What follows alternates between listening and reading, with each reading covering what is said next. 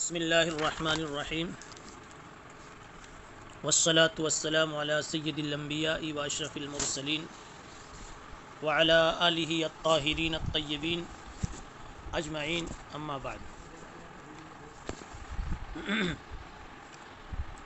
باب الہدیۃ للعروس۔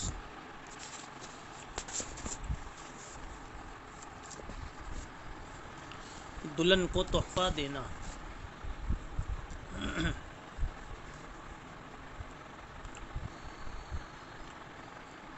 اس باب کا مقصد ہے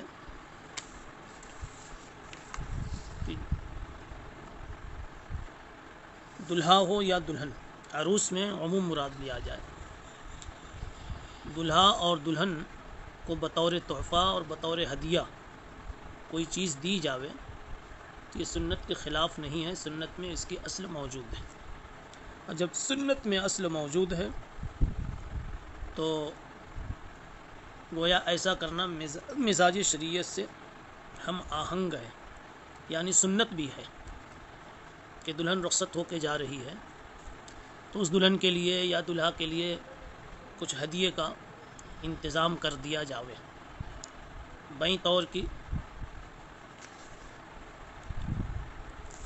دلہن کو کچھ دیا جاوے کہ وہ شوہر کی خدمت میں پیش کر دے، شوہر کی خدمت میں شوہر کو دیا جائے کہ وہ عورت کے سامنے رکھ دے۔ اس طرح زوجین میں محبت کے بڑھنے کا ایک سبب ہوگا۔ یہ حدیث مشہور ہے، تہادوا تحابوا، ہدیہ کا لین دین رکھا کرو، اس سے محبتیں آپس میں بڑھتی اور بنتی ہیں۔ محبت اگر ہے تو بڑھے گی، نہیں ہے تو بنے گی۔ تو ہدیہ یا تو ازدیاد محبت کا سبب ہے یا انشاء محبت کا سبب ہے۔ اب دلہن ایک نیا گھر بسانے جا رہی ہے، نئے افراد سے کے بیچ اپنی زندگی گزارنے جا رہی ہے، تو ضروری ہے کہ ان سب کے درمیان محبت ہو۔ تو محبت کا ایک راستہ اللہ تعالیٰ نے فطری بنا دیا ہے، ہدیہ۔ اس لیے امام بخاری رحمۃ اللہ علیہ نے ایک باب قائم کیا، الہدیۃ للعروس، دلہا دلہن کو تحفہ دینا۔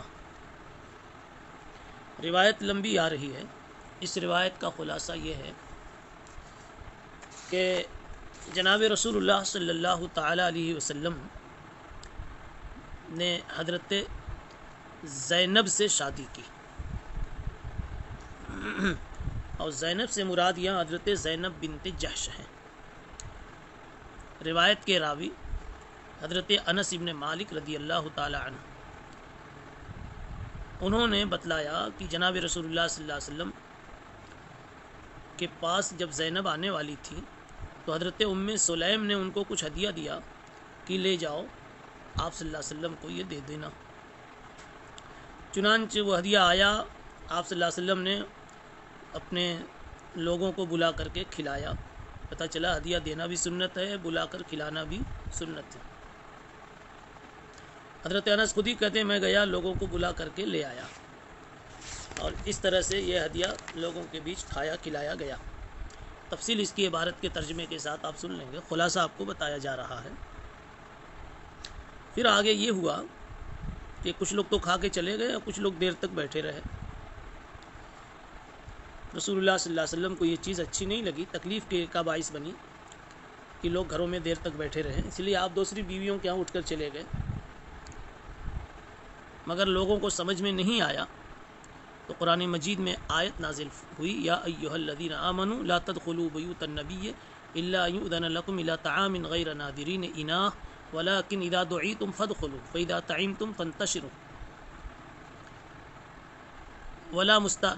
ولا مستأنسین لحدیث ان ذلکم کان یؤذی النبی فیستحیی منکم واللہ لا یستحیی من الحق۔ تو اس آیت کے نزول کے بعد اب لوگوں کو سمجھ میں آیا کھانا کھانے کے بعد کسی کے مکان پر دیر تک ٹھہرے نہیں رہنا چاہیے۔ اب آپ عبارت ملا لیجئے، بہی قال حدثنا ابراہیم بن الطہمان عن ابی عثمان و اسمہ الجعد عن انس بن مالک قال مر بنا فی مسجد بنی رفاعہ فسمعته यक़ूल कान नबी सल्लल्लाहु अलैहि वसल्लम इदा मर्र बिजनबात उम्म सुलैम दखल अलैहा फसल्लम अलैहा थुम्मा क़ाल कान नबी सल्लल्लाहु अलैहि वसल्लम अरूसन बिज़ैनब। हज़रत अनस रज़ी अल्लाह ताला अन्हु कहते हैं कि बल्कि अबू उस्मान जाद कहते हैं कि हज़रत अनस रज़ी अल्लाह ताला अन्हु ने फरमाया, कहाँ फरमाया, का मर्र बिना फ़ी मस्जिद बनी रिफ़ाअ फ़समिअतुहु यक़ूल कान नबी सल्लल्लाहु अलैहि वसल्लम। यानी हज़रत अनस रज़ी अल्लाह ताला अन्हु मस्जिद बनी रिफ़ाअ में थे और जाद कहते हैं कि मैंने सुना कि हज़रत अनस उस मस्जिद में बैठे लोगों के बीच फरमा रहे थे कि इदा मर्रा कि कान नबी सल्लल्लाहु अलैहि वसल्लम इदा मर्रा बि जनबात उम्म सुलैम, नबी पाक सल्लल्लाहु अलैहि वसल्लम जब उम्म सुलैम के मकान के आसपास से गुजरते थे, जनबात यानी अतराफ से गुजरते थे, तो उनके पास तशरीफ़ ले जाते थे। फिर और फरमाया हज़रत अनस ने कि जाते तो पहुँच जाते तो सलाम करते। अब कहते हैं कि नबी पाक सल्लल्लाहु अलैहि वसल्लम की शादी हुई थी ज़ैनब बिनते जहश से। फ़क़ालत ली उम्म सुलैम, मुझे उम्म सुलैम ने कहा, लौ अहदैना ले रसूलिल्लाहि सल्लल्लाहु अलैहि वसल्लम हदियतन, क्या अच्छी बात होती जो हम आप सल्लल्लाहु अलैहि वसल्लम को कुछ हदिया दे देते, इसलिए कि उनके घर एक नए फ़र्द का इजाफ़ा हो रहा है। फ़क़ुल्तु ला इफ़अली, मैंने कहा ठीक है, अच्छी बात है, बनाइए कुछ हदिये की चीज़। फ़अमदत इला तमरिन व समनिन व अक़तिन, उन्होंने खजूर, घी और पनीर मिलाकर देगची में एक मुरक्कब तैयार किया, एक हलवा तैयार किया और मेरे ज़रिए उन्होंने हज़रत सल्लल्लाहु अलैहि वसल्लम की खिदमत में भेज दिया। फ़त्तख़ज़त हैसतन फ़ी बुरमतिन फ़अरसलत बिहा मइया इलैहि फ़न्तलक़्तु बिहा इलैहि, मैं लेकर के आया। फ़क़ाल ली ज़अहा सुम्मा अमरनी, फिर मुझसे कहा कि रख दो इसको, फिर मुझे हुक्म दिया फ़लाँ फ़लाँ को बुलाकर लाओ, फ़लाँ फ़लाँ को बुला करके ले आओ। वदअली मन लक़ीता, उनको भी मेरे पास लाओ जिससे तुम्हारी मुलाकात हो जाए। क़ाल फ़फ़अल्तु अल्लज़ी अमरनी, यानी कुछ का तो नाम बतला दिया और कहा और भी कुछ लोग मिल जाएं तुम्हारे मिलने वाले तो उनको लेके आओ। मैंने ऐसा किया। फ़फ़अल्तु अल्लज़ी अमरनी फ़रजअतु फ़इज़ल बैतु ग़ास्सुन, जब वापस आया तो देखा कि पूरा घर भरा हुआ है। और फिर मैंने आगे देखा कि हज़रत सल्लल्लाहु अलैहि वसल्लम अपने दोनों हाथ मुबारक उस हलवे पर रखे हुए और जो अल्लाह को मंजूर था वो ज़ुबान से दुआ कर रहे थे। कहते हैं फ़रअयतु नबी सल्लल्लाहु अलैहि वसल्लम वदअ यदैहि अला तिलकल हैसा फ़इज़ल बैत ग़ास्सुन बिअहलिही, घर तो भर गया लोगों से, फिर आपने खाने पर उस हलवे पर हाथ रखा और दुआ फरमाई। वतकल्लम बिमा शाअ अल्लाहु थुम्मा जअल यदउहु अशरतन अशरतन, फिर 10-10 को बुलाया, लोग खाते गए। व यक़ूल लहुम, आप फरमाते थे अल्लाह का नाम लो और खाओ और अपने सामने से खाओ। क़ाल हत्ता तसद्दउ, यहाँ तक कि सब लोग खा करके चल दिए। हत्ता तसद्दउ ए तफर्रक़ु व कुल्लुहुम अनहा, हत्ता तसद्दउ कुल्लुहुम अनहा फ़ख़रज मिनहुम मन ख़रज, जाने वाले तो चले गए। व बक़िया नफ़रुन यतहद्दसून, कुछ लोग घर में बैठे बातें करने लगे। वजअलतु अग़तम्मु, हज़रत अनस कहते हैं कि मुझे तो तकलीफ़ हो रही थी कि ये लोग अल्लाह के नबी सल्लल्लाहु अलैहि वसल्लम की तकलीफ़ का बाइस बन रहे हैं। फिर आप सल्लल्लाहु अलैहि वसल्लम सुम्मा ख़रज अन्नबी सल्लल्लाहु अलैहि वसल्लम नहवल हुजरात व ख़रजतु फ़ी इसरिही, फिर आप दूसरे अज़वाज मुतहरात के मकानात की तरफ तशरीफ़ ले गए और मैं भी पीछे से निकला। फ़क़ुल्तु इन्नहुम क़द ज़हबू, फिर मैंने कहा कि लोग चले गए। फ़रजअ फ़दख़लल बैत, तो आप घर में आए। व अरख़स सित्र, और पर्दा गिरा दिया। आपने फिर पर्दा गिरा दिया उस हुजरे में और आप पढ़ रहे थे उस वक्त, या अय्युहल्लज़ीना आमनू ला तदखुलू बुयूतन नबिय्य इल्ला अन युज़न लकुम इला तआमिन गैर नादिरीन।